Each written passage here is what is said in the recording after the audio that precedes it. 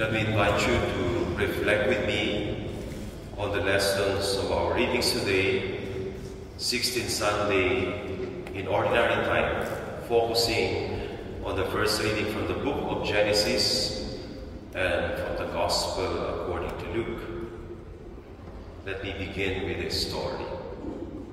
A primary school teacher asked her pupils to write a short essay on the question, a wish you want from God. And at the end of the class, the teacher collected all the essays given by her pupils, and she took them home, sat down, read them to mark, to give them their grades. And while reading the essay, she came across a very strange essay written by one of his pupils. That essay made her very emotional, and her husband noticed it, sat beside her, and saw she was crying. So the husband asked her, "What happened? What is making you cry?" She answered, "I assigned an essay today about what each of my pupils wished God would give them. I just read this one." And then she read, "Oh God, make me a television. I want to live like the TV in my house. In my house, the TV is very important. All of my family members sit around it. They are very interested in it. When the TV is talking, my parents listen to it very happily. They don't shout. They don't shout at the TV. They don't quarrel with the TV. They don't slap the TV. So I want to become the TV. The TV is the center of attention in my house. I want to receive the same special care that the TV receives from my parents. When my dad and mom come home, they immediately sit in front of the TV, switch it on, spend hours watching it. If I become a TV, then they will spend their time with me. While watching the TV, my parents laugh a lot, and they smile many times. But I want my parents to laugh and smile with me also. So please, God, make me a TV. And last but not the least, if I become a TV, surely I can make my parents happy and entertain them. Lord, I won't ask you for anything more. I just want to live like a TV. Please turn me into a TV." The husband reacted. He said, "My God, poor kid. He feels lonely. He did not receive enough love and care from his parents. His parents are horrible." And his wife cried. She looked at her husband and said,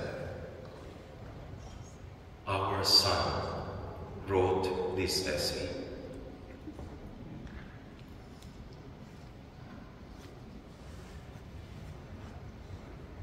If I could summarize the lessons of our readings today, it would be 3 words: attention, devotion, dedication.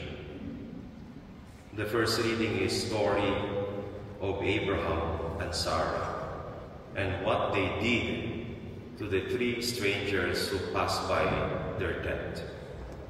3 visitors appeared unexpectedly before Abraham's tent, and Abraham offered them not only their tent as a place they could rest, they also prepared a special meal for them. They are attentive, devoted, dedicated to these three strangers. And their care and devotion, attention, was rewarded because the three strangers apparently are actually angels of God. They brought Abraham and Sarah a message from God that despite their old age, they will soon have a son within a year.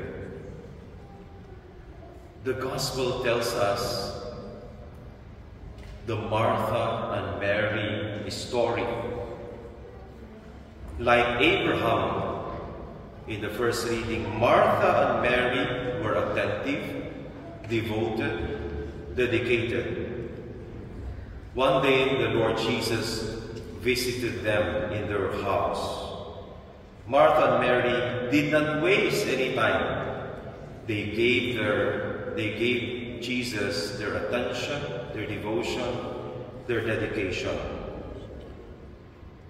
But here is why this story is a little controversial. Because Jesus seemed to have put more importance to what Mary did over to what Martha has been doing. The question is, what is wrong with Martha serving Jesus by preparing a special meal for him? Martha was so dedicated. She was so devoted to preparing a special meal for Jesus. She was trying to do her part. She was very involved. So what is the issue? Listen to the Lord's response. Martha, Martha, you are very anxious and worried about many things. There is need of only one thing. Mary has chosen the better part. What is the issue? What is the problem? Martha, Martha, you are anxious and worried about many things. The problem was Martha was focused on these little things. She was focused on this, she was focused on that, she was focused here, she was focused there. She was doing many little things. She forgot the Latin. It's even more clear in Latin. She forgot the uno necesario, the one thing necessary, the one thing most important, the Lord, the love of the Lord. Let me go back to my story about the primary school teacher. What Martha forgot and Mary was able to do is to give Jesus her whole attention, devotion, and focus. And so, I invite you to reflect. Let us pause for a moment. How is my life in the light of this? Am I like a monkey jumping from one tree to another aimlessly without focus? Busy with many little things, forgetting the uno necesario, the one thing necessary, the Lord, the love of the Lord.